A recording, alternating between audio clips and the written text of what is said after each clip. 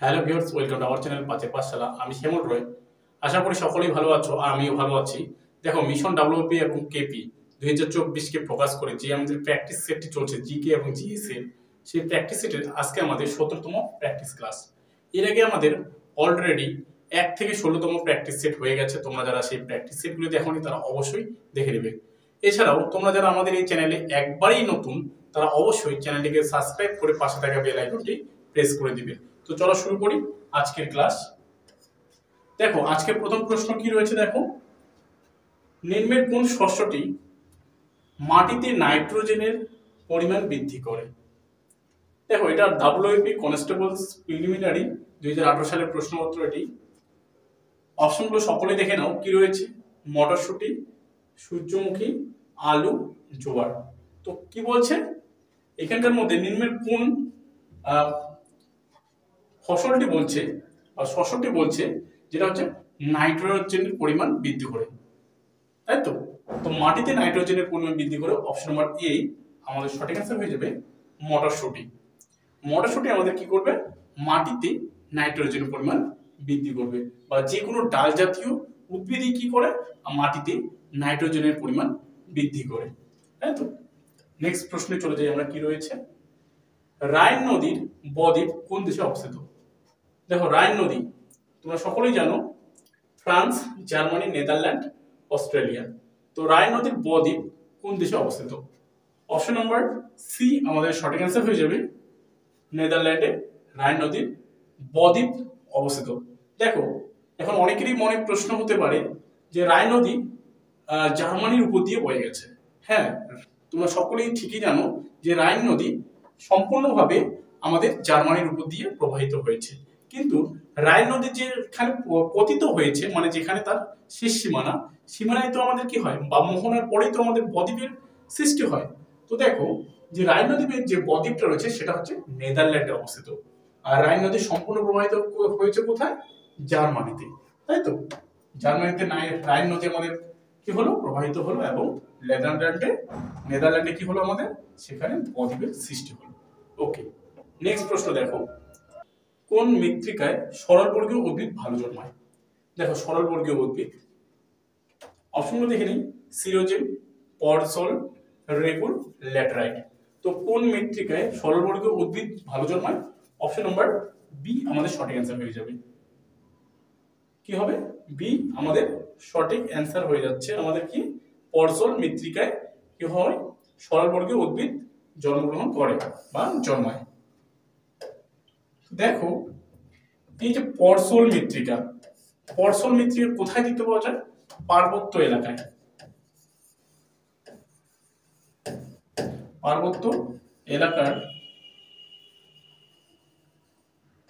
মৃত্তিকা হচ্ছে কি আমাদের পরসল মৃত্তিকা, তাই তো? দেখো, পরসল মৃত্তিকায় কোন ধরনের যদি দেখি আমরা, পরসল মৃত্তিকায় সরলবর্গীয় উদ্ভিদ জন্মায়। এছাড়াও দেখো, চা সব থেকে ভালো হয় এই যে আমাদের পরসল মৃত্তিকায়। চা, সিনকোনা হতে পারে, তাই না? চা, সিনকোনা, এগুলো হচ্ছে আমাদের পরসল মৃত্তিকায় জন্মায়। আর সিরোজেম মৃত্তিকাটা কি? সিরোজেম মৃত্তিকা হচ্ছে আমাদের মরুমৃত্তিকাকে কি বলবো? মরুমৃত্তিকার অপর নাম হচ্ছে সিরোজেম মৃত্তিকা। এখানে দেখো, এখানে হচ্ছে আমাদের কাঁটা জাতীয় ঝোপঝাড় দেখতে পাওয়া যায়। কি জন্মায়? কাঁটা জাতীয় ঝোপঝাড়, যেমন হচ্ছে ফণিমনসা, পপলার, ক্যাকটাস, তাই না, খেজুর। এছাড়া দেখো রেগুর মৃত্তিকা। রেগুর মৃত্তিকা কাকে বলে? কালো মাটিকে বলে। কালো বা কৃষ্ণ মৃত্তিকাকে কি বলে? বা কৃষ্ণ মৃত্তিকাকে কি বলা হয়? রেগুর মৃত্তিকা বলা হয়। এই রেগুর মাটিতে কিসের চাষ ভালো হয়? কার্পাস। কি বললাম? কার্পাস বা তুলো চাষ ভালো হয়। এছাড়া দেখো ল্যাটেরাইট মাটি, যে মাটির রং লাল, তাই না, তাকে আমরা ল্যাটেরাইট মাটি বলবো। এটা একটা অনুর্বর মাটি। এখানে ধরো কাজু বাদাম ভালো জন্মায়। অনুর্বর মাটিতে কি হয়? কাজু বাদাম ভালো ফল, তাই না? এরপরে নেক্সট প্রশ্ন দেখো কি রয়েছে, নিচের কোনটি বৃদ্ধির জন্য প্রোটিন সরবরাহ করে? এই যে নিম্নের কোনটি হচ্ছে বৃদ্ধির জন্য প্রোটিন সরবরাহ করে? অপশনগুলো দেখো, ডাল, আপেল, শাক, খাদ্যশস্য। তো নিচের কোনটি বৃদ্ধির জন্য প্রোটিন সরবরাহ করা দরকার? অপশন নাম্বার এ আমাদের সঠিক অ্যান্সার, ডাল। পরের প্রশ্ন দেখো কি রয়েছে, কোন সালে নেতাজি সুভাষচন্দ্র বোস দেশত্যাগ করেছিলেন? কি বললাম, প্রশ্নটা আরেকবার ভালো করে দেখে নাও তোমরা। কোন সালে নেতাজি সুভাষচন্দ্র বোস দেশত্যাগ করেছিলেন? অপশনগুলো সকলে দেখে নাও কি রয়েছে, 1939 খ্রিস্টাব্দে, 1940 খ্রিস্টাব্দে, 1941 খ্রিস্টাব্দে, 1942 খ্রিস্টাব্দে। তো অপশন নাম্বার সি আমাদের সঠিক অ্যান্সার হয়ে যাচ্ছে 1941 খ্রিস্টাব্দে। দেখো কি রয়েছে এখানে,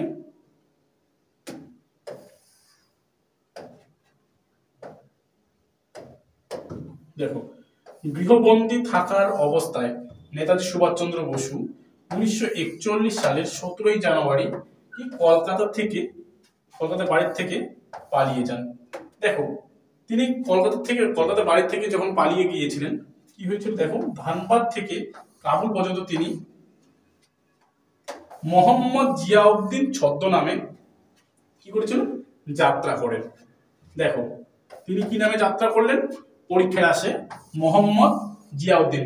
তার মানে নেতাজি সুভাষচন্দ্র বসু এই মোহাম্মদ জিয়াউদ্দিন ছদ্মনামে তিনি ভারত থেকে বিদেশে পলায়ন করলেন বা চলে গেলেন। কত খ্রিস্টাব্দে?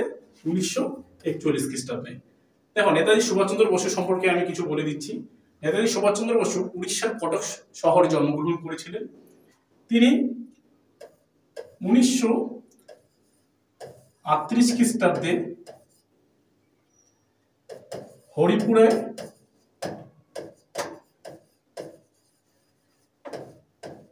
জাতীয় কংগ্রেসের সভাপতিত্ব করেছিলেন। আর 1939 খ্রিস্টাব্দে বা সালে তিনি কি করেছিলেন, ত্রিপুরায়, কোথায় বা ত্রিপুরীতে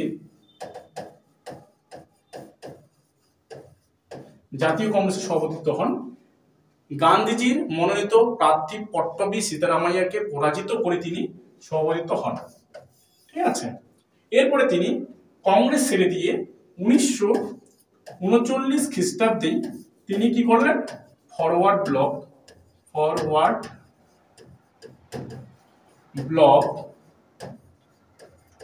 গঠন করেন। কি বললাম, 1939 খ্রিস্টাব্দে তিনি ফরওয়ার্ড ব্লক গঠন করেন এবং 1941 খ্রিস্টাব্দে তিনি কি করবেন, আমাদের ভারতবর্ষ থেকে মোহাম্মদ জিয়াউদ্দিন নাম নিয়ে তিনি বিদেশে রওনা দিবেন। ঠিক আছে, নেক্সট প্রশ্নপত্রে চলে যাই আমরা। কি রয়েছে, নিচের কোনটি ধাতুটি জলের থেকে হালকা? মানে নিচের কোন ধাতুটি জলের থেকে হালকা? এটি WP লেডি কনস্টেবলস মেন্স 2018 সালের প্রশ্নপত্র। দেখো অপশনগুলো আমরা দেখে নিই, পটাশিয়াম, সোডিয়াম, পারদ, ক্যালসিয়াম। তো নিচের কোন ধাতুটি জলের থেকেও হালকা? এখানে অপশন এ এবং বি উভয় হয়ে যাবে। এখানে অপশন কি হয়ে যাবে, এ এবং বি উভয় হয়ে যাবে, কারণ পটাশিয়াম এবং সোডিয়াম এই দুটি ধাতুই জলের থেকেও হালকা। পরের প্রশ্ন দেখো কি রয়েছে, ভারতে কত সালে, অ্যাকচুয়ালি এখানে কতটা লেখা মিস্টেক হয়ে গেছে, ভারতে কত সালে সবুজ বিপ্লব শুরু হয়েছিল? অপশনগুলো সকলে দেখে নাও। দেখো 1961 থেকে 62 সালে, 1963 থেকে 64 সালে, 1968 থেকে 70 সালে, 1965 থেকে 68 সালে। তো ভারতের সবুজ বিপ্লব শুরু হয়েছিল কত সালে? 1965 থেকে 1968 সালে। অপশন নাম্বার ডি আমাদের সঠিক অ্যান্সার হয়ে যাচ্ছে। তো দেখো কিছু গুরুত্বপূর্ণ কি পয়েন্টস লিখেছি আমরা, সেগুলো দেখে নাও কি রয়েছে।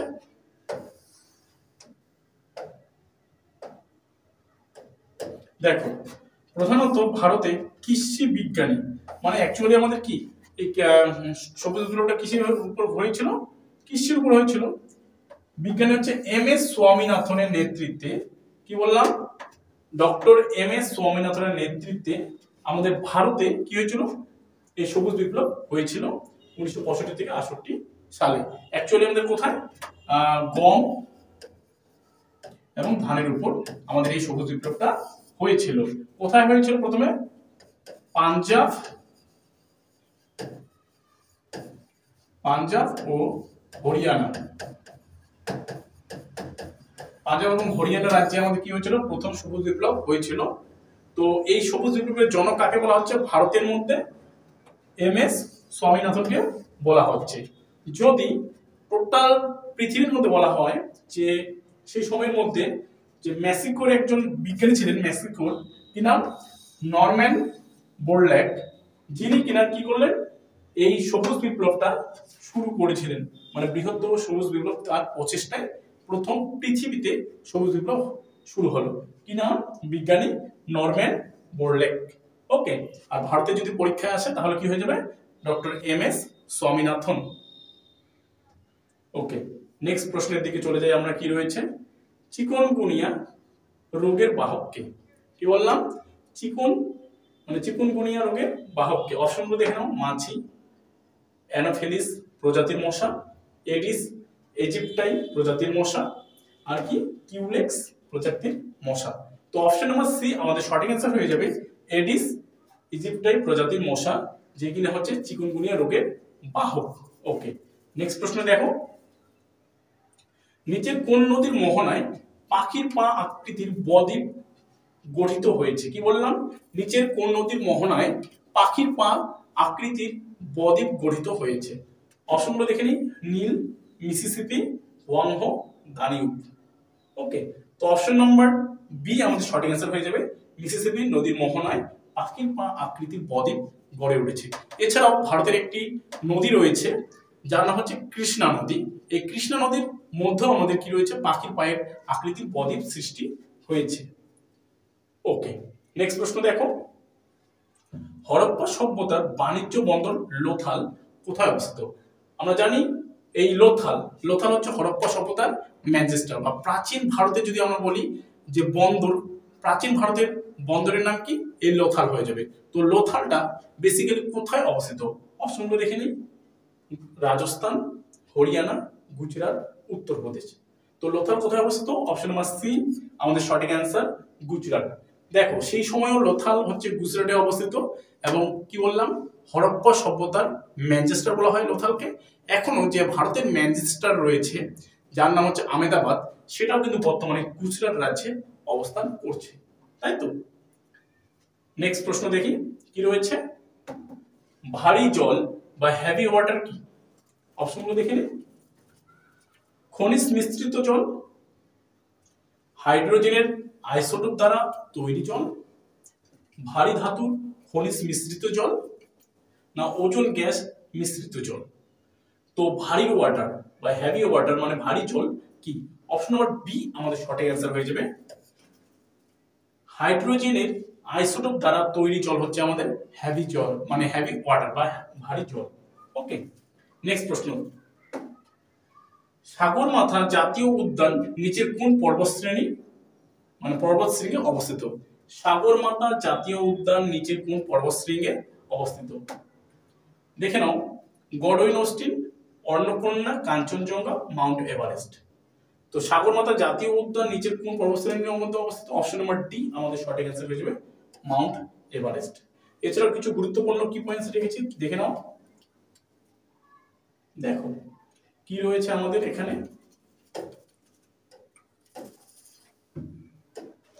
মাউন্ট এভারেস্ট নেপালে কি নামে পরিচিত, নেপালে সাগরমাথা নামে পরিচিত। তাহলে কি বললাম, যেটা ভারতে মাউন্ট এভারেস্ট সেটা নেপালিটা কি নামে ডাকে, সাগরমাথা। ওকে, এছাড়া দেখো তিব্বতে মাউন্ট এভারেস্ট কি নামে ডাকে, চেমালুংমা। কি নাম, চেমালুংমা নামে পরিচিত। দেখো মাউন্ট এভারেস্ট উচ্চতা কত, মাউন্ট এভারেস্টের যদি বর্তমান উচ্চতা বলি, মানে প্রেজেন্ট, ৮৮৪৮.৮৬ মিটার। এটা হচ্ছে বর্তমান মাউন্ট এভারেস্টের উচ্চতা, তাই তো। আর মাউন্ট এভারেস্ট কোন পর্বতশ্রেণীর উচ্চতম শৃঙ্গ, হিমালয়। কি নাম, হিমালয়। দেখো আমরা সকলেই জানি হিমালয় কোন শ্রেণীর পর্বত, হিমালয় হলো আমাদের ভঙ্গিল পর্বত, তাই না। হিমালয় হচ্ছে আমাদের ভঙ্গির পর্বত। যে পর্বত ভাঁজে ভাঁজে তৈরি হয় তাকে আমরা কি বলি? ভঙ্গির পর্বত বলি। আর হিমালয় হলো আমাদের ভারতের ভারতের হচ্ছে নবীন ভঙ্গির পর্বত, তাই না? হিমালয় কি? নবীন ভঙ্গির পর্বত। হিমালয় হলো ভারতের নবীন ভঙ্গির পর্বত। কারণটা কি? কারণ এর উচ্চতা এখনো বৃদ্ধি পাচ্ছে। যদি বলা হয়, প্রশ্ন করা হয় যে ভারতের একটি প্রাচীন ভঙ্গির পর্বতের নাম বলো, তাহলে আমাদের হয়ে যাবে কি? আরাবল্লী। আরাবল্লী, তাই তো? যদি এখানে প্রশ্ন করা হয় যে হিমালয়ে অবস্থিত ভারতের উচ্চতম শৃঙ্গের নাম কি? হিমালয়ে অবস্থিত ভারতের উচ্চতম শৃঙ্গের নাম হয়ে যাবে আমাদের কাঞ্চনজঙ্ঘা। হিমালয়ে অবস্থিত ভারতের উচ্চতম শৃঙ্গের নাম কি? কাঞ্চনজঙ্ঘা। যার উচ্চতা কত? ৮৫৯৮ মিটার। কি বললাম? কাঞ্চনজঙ্ঘার উচ্চতা কত? ৮৫৯৮ মিটার। এরপরে চলে যাই, যদি তাহলে আমাদের এই যে আমরা সকলেই বলি ভারতের উচ্চতম শৃঙ্গের নাম কি? গডওয়েন অস্টিন বা K2। এর আরেক নাম কি? K2, মানে K2 মানে পুরো নাম হচ্ছে কিং অফ কারাকোরাম। তো গডওয়েন অস্টিন কোন পর্বতশ্রেণীর মধ্যে অবস্থিত? এটা হয়ে যাবে আমাদের কি? কারাকোরাম। কি নাম? কারাকোরাম। এই কারাকোরামের মধ্যে আমাদের কি রয়েছে? সিয়াচেন হিমবাহ। কি রয়েছে? সিয়াচেন হিমবাহ। এই সিয়াচেন হিমবাহের মধ্যে 1962 সালে ভারত আর চীনের মধ্যে যুদ্ধ হয়, যেটা পৃথিবীর মধ্যে সবথেকে উঁচু যুদ্ধক্ষেত্র। কি বললাম তাহলে? গডওয়েন অস্টিন কোথায় অবস্থিত? কোন পর্বতশ্রেণীর মধ্যে? কারাকোরাম পর্বতশ্রেণীর মধ্যে অবস্থিত। আর সিয়াচেন হিমবাহ হচ্ছে ভারতের দীর্ঘতম হিমবাহ, যার দৈর্ঘ্য হচ্ছে 76 কিলোমিটার, তাই না? আর সিয়াচেনের মধ্যে 1962 সালে আমাদের কি? ভারত আর চীনের মধ্যে যুদ্ধ হয়, যেটা বিশ্বের মধ্যে সবথেকে উঁচুতম যুদ্ধক্ষেত্র, তাই তো? আর অন্নপূর্ণা কোথায় অবস্থিত? অন্নপূর্ণা হচ্ছে নেপালে অবস্থিত। ওকে, নেক্সট প্রশ্নপত্রে চলে যাই আমরা। কি রয়েছে? ভাবিনা প্যাটেল কোন খেলার সঙ্গে যুক্ত? কি বললাম?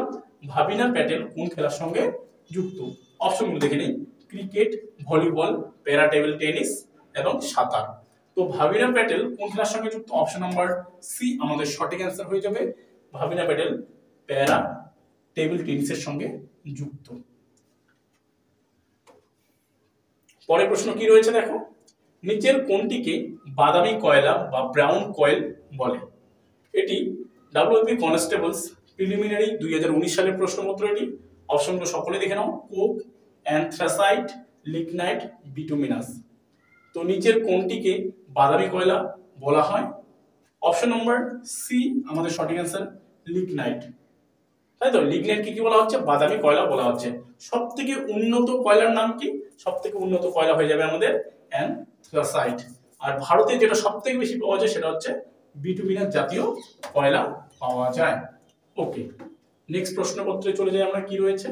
নিচের গ্রহগুলির মধ্যে কোনটির আবিষ্কর্তা ক্যাসিনি মিশন? মানে ক্যাসিনি মিশনের মাধ্যমে কোনটিকে আবিষ্কার করা হয়? কোন গ্রহটিকে আবিষ্কার করা হয়? আমরা সকলেই জানি এখন গ্রহের সংখ্যা 8টি, আগে আমাদের 9টি ছিল, তাই তো? তো এখন বর্তমানে কয়টি? 8টি হচ্ছে আমাদের গ্রহ রয়েছে, যার মধ্যে হচ্ছে 4টি অন্তঃস্থ গ্রহ আর 4টি বহিঃস্থ গ্রহ, তাই তো? তো দেখো, নিচের গ্রহগুলির মধ্যে কোনটি আবিষ্কর্তা হচ্ছে ক্যাসিনি গ্রহ? অপশনগুলো দেখে নেই। উল্কা, শনি, নেপচুন, মঙ্গল। তো আমাদের এখানে সঠিক অ্যান্সার হয়ে যাবে অপশন নাম্বার ডি। শনি হচ্ছে কি ক্যাসিনি মিশনের দ্বারা আবিষ্কার গ্রহ। পরের প্রশ্ন চলে যাই আমরা। কি রয়েছে? ভারতের প্রথম ইংরেজি সংবাদপত্র কে চালু করেন? অপশনগুলো দেখে নেই। Marshman, Shishir Kumar Ghosh, James Augustus Hicky, Harishchandra Mukhopadhyay, তাই না? তো আমাদের এখানে সঠিক অ্যান্সার হয়ে যাবে option number C, James Augustus Hicky, যে কিনা ভারতে প্রথম ইংরেজি সংবাদপত্র চালু করেন। ওকে, নেক্সট প্রশ্নে চলে যাই আমরা। কি রয়েছে? দিল্লির সুলতানির সাম্রাজ্যের রাজত্বকাল সমাপ্ত হয়। মানে দিল্লির সুলতানি বংশের রাজত্বকাল কত খ্রিস্টাব্দে সমাপ্ত হয়? আমরা সকলেই জানি যে দিল্লিতে আমাদের সুলতানি সাম্রাজ্য প্রতিষ্ঠাতা করেন কুতুবউদ্দিন আইবক। কি নাম? কুতুবউদ্দিন আইবক, যিনি কিনা মোহাম্মদ ঘুরির কি ছিলেন? জামাই ছিলেন।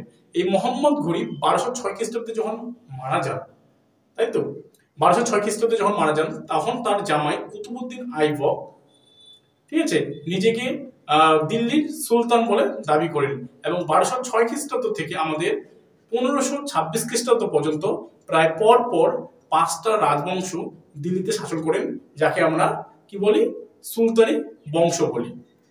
ঠিক আছে, তো দিল্লির সুলতানি সাম্রাজ্যের রাজত্বকাল কত খ্রিস্টাব্দে শুরু, মানে কত খ্রিস্টাব্দ পর্যন্ত সমাপ্ত হয়? কত খ্রিস্টাব্দে?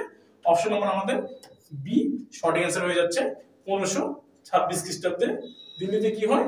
সুলতানি বংশের অবসান হয়। দেখো, এই যে 1526 খ্রিস্টাব্দে যে আমাদের দিল্লির সুলতানি বংশ সমাপ্ত হয়, সেটি কি কোন যুদ্ধ নামে পরিচিত? সেটি প্রথম পানিপথের যুদ্ধ নামে পরিচিত। পানিপথের যুদ্ধ। এই প্রথম পানিপথের যুদ্ধে আমাদের কি হয়, বা প্রথম পানিপথের যুদ্ধে কি হয়? আমাদের এই দিল্লির সুলতানি বংশের রাজত্ব সমাপ্ত হয়। দেখো, প্রথম পানিপথের যুদ্ধ 1526 কাদের মধ্যে হয়েছিল? কাদের মধ্যে হয়েছিল? ইব্রাহিম লোদি ও কি নাম? বাবরের মধ্যে হয়েছিল।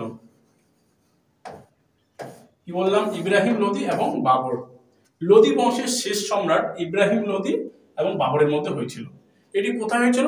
এটি পানিপথে হয়েছিল। পানিপথ বর্তমান কোন রাজ্যে অবস্থিত? পানিপথ বর্তমান হরিয়ানা রাজ্যে অবস্থান করছে। দেখো, ইব্রাহিম লোদি এই যে পানিপথের প্রথম যুদ্ধে 1 লক্ষ সৈন্য কি করেছিল? নিয়োগ করেছিল এই যুদ্ধে। আর বাবর মাত্র কত হাজার? 10,000 সৈন্য নিয়ে এসেছিল। দেখো, বাবর তবু এই যুদ্ধে কেন জিতল? জেতার নিশ্চয়ই কারণ রয়েছে। বাবর ভারতের মাটিতে প্রথম কি করেছিল? প্রথম কামান ব্যবহার করেছিল। বাবর এই পানিপথের প্রথম যুদ্ধে কি করেছিল? প্রথম কামানের ব্যবহার করেছিল। এছাড়াও তিনি কি করেছিলেন? রুমি কৌশল। কি কৌশল? রুমি কৌশল করেছিলেন। আর বাবর রুমি কৌশল তুর্কিদের কাছ থেকে শিখেছিল, তাই তো? তো দেখো, পানিপথের প্রথম যুদ্ধ মাধ্যমে আমাদের কি এই সুলতানি বংশের রাজত্ব সমাপ্ত হয় 1526 খ্রিস্টাব্দে। পরের প্রশ্নে চলে যাই আমরা। কি রয়েছে? ভারতবর্ষে সম্প্রতি কে প্রথম লোকপাল রূপে নিযুক্ত হন? দেখো, এটা ডাব্লিউপি কনস্টেবলস প্রিলিমিনারি 2019 সালের প্রশ্নপত্র। এটি অপশনগুলো দেখে নেই। কিরণ রিজিজু, পিনাকি চন্দ্র ঘোষ, কি রয়েছে? হেমন্ত সোরেন আর বীরাপ্পা মাইলি। তো নিচের মধ্যে কে সম্প্রতি প্রথম লোকপাল রূপে নিযুক্ত হলেন ভারতের? অপশন নম্বর বি আমাদের সঠিক অ্যান্সার হয়ে যাবে। পিনাকি চন্দ্র ঘোষ প্রথম ভারতের লোকপাল হিসেবে নিযুক্ত হলেন। ওকে, নেক্সট প্রশ্ন কি রয়েছে? দেখো, দ্রোণাচার্য পুরস্কার কোন ক্ষেত্রে দেওয়া হয়? অপশনগুলো সকলে দেখে নাও। কি রয়েছে? শিল্পকলা, বিজ্ঞান, ক্রিয়া, প্রশিক্ষক, সাহিত্য। তো দ্রোণাচার্য পুরস্কার কোন ক্ষেত্রে দেওয়া হয়? অপশন নম্বর সি আমাদের সঠিক অ্যান্সার হয়ে যাবে। ক্রিয়া প্রশিক্ষকের ক্ষেত্রে দ্রোণাচার্য পুরস্কার দেওয়া হয়। ক্রিয়া প্রশিক্ষক, ক্রিয়া মানেই হচ্ছে খেলাধুলা। এই খেলাধুলা যেমন তীরন্দাজ হতে পারে, এছাড়াও ভলিবল হতে পারে, ক্রিকেট হতে পারে, এসবের যে খেলা রয়েছে সেখানেই এই দ্রোণাচার্য পুরস্কার দেওয়া হয়। কারণ আমরা মহাভারত পড়েছিলাম, এই মহাভারতের যে আমাদের কি রয়েছে, এই যে ভীম, নকুল, সহদেব, তাই না, অর্জুন, এসবের গুরু কে ছিলেন? যারা তাদেরকে অস্ত্র শেখাতো, সেই গুরুর নাম ছিল এই দ্রোণাচার্য। এই তার নাম অনুসারে পরবর্তীকালে আমাদের দ্রোণাচার্য পুরস্কার যিনি শেখানো হয়, মানে যে হচ্ছে ক্রিয়া প্রশিক্ষক, যিনি ছাত্রছাত্রীদের শেখান, তাদেরকে এই দ্রোণাচার্য পুরস্কার দেওয়া হয়ে থাকে। পরের প্রশ্ন দেখো, আলমাটি বাঁধটি কোন নদীর উপর নির্মিত হয়েছে? ঠিক আছে, অপশনগুলো দেখে নাও। কৃষ্ণা, গোদাবরী, মহানদী, কাবেরী। তো আলমাটি বাঁধটি কোন নদীর উপর নির্মিত হয়েছে? অপশন নাম্বার এ আমাদের সঠিক অ্যান্সার হয়ে যাবে, কৃষ্ণা নদীর উপর নির্মিত হয়েছে। তো দেখো, এই ছিল আজকে আমাদের 20টি খুবই গুরুত্বপূর্ণ প্রশ্ন উত্তর। ভিডিওটি ভালো লাগলে অবশ্যই একটি লাইক করে বন্ধুদের মাঝে শেয়ার করবে এবং ভিডিওটি সম্পূর্ণ দেখার জন্য সকলকে অসংখ্য অসংখ্য ধন্যবাদ এবং আমাদের দেখা হচ্ছে নেক্সট ভিডিওতে।